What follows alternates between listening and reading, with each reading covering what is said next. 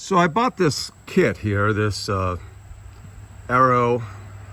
NW108, which means it's a 10 by 8 shed, and I put it together.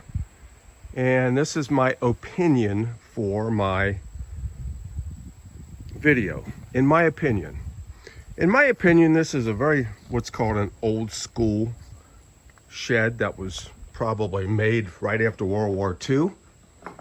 Looks like it's been around for years and years and years. And I customized it a little bit to make it stronger. I read the complaints about it after I bought it, but it was the cheapest kit for 10 by 8. And in my opinion, I think buying a $200 more shed that would be plastic would be a whole lot better, because the plastic would go up in about an hour and a half after you made the base. Just snap it together with a rubber mallet and a few screws.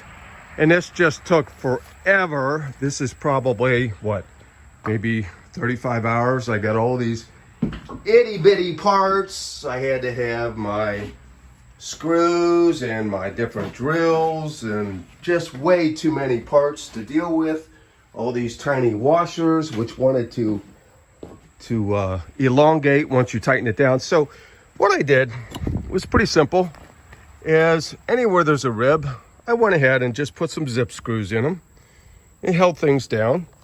And then I'm a big caulk guy. I've used caulk for about everything. I just caulked everything in because I'm going to paint this thing. And I'm going to paint it for another reason. But I caulked it all in. Caulked out the outside. Here's the inside that I caulked out. See the inside to keep the bugs out. And that will actually strengthen it. Now, what I mean by unit body construction is without these ribs, you wouldn't have much strength, because this is a flat panel. So the ribs are really kind of holding up the whole building. And since there's no center support here, other than the ribs screwed together, the building could be considered flimsy. It could be. So you got frame supports here. You've got a frame support up there. You've got a frame support up here, but it's going to need a center support to hold it from collapsing in the snow, which I'm very aware of, because I've read complaints where they put it together in 4 months it falls apart.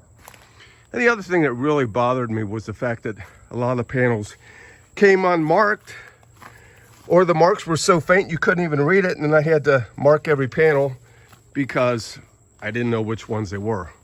And then these little tiny screws, that really bugged me, is because if their manufacturing is off a smidgen and you're off a smidgen, they go ahead and blame the customer because you didn't assemble it right. Well, that really ticked me off. It was like, okay, I paid $400 for this thing, and now the first thing they tell me is I'm wrong, because I'm off, a 1/16 of an inch. That really ticked me off. So here's an example of the roof that I customized. Again, I'm going to paint it because of various reasons. So we've got the structure that I went ahead and caulked in. No bugs. I went ahead and strengthened with the zip screws. You just buy a pack of them. There's a pack of them. And they were only, what, $4 or $5, and pre-drilled, and went ahead and screwed them in. And let's see, what else do we have? So I caulked it. I'm gonna paint it later. Too many parts. The other thing is I put this all up by myself. Nobody else helped me.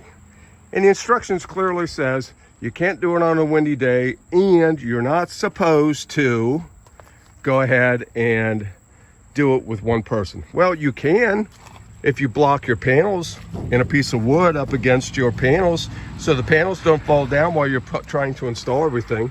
So that's what I did. I went ahead and installed it all by myself. And basically, it took me too much time, way too much time, to assemble a building when I could have had it up with a $600 hour and a half type of building. And that's pretty much what I've got to say.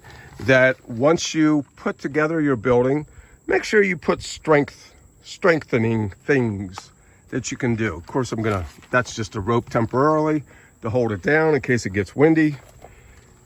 And you can have a successful shed, which this is, which was the goal in the first place. But what I didn't want to do was spend 36 hours trying to do it all. And it was very frustrating. So when you compare, look it up. Look up on the internet or ask friends and say, hey, did that shed take 3 weekends, 2 weekends? Or did that plastic shed that you put up Thursday night in one night, was that a better option? Well, in my case, the plastic would have been better. I hope you learned something from this, which is research what you buy. And if you feel like putting all the itty bitty parts together, and make sure that you're dead on straight on everything, then you might be successful. But if you're not, you're headed for a world of extra time.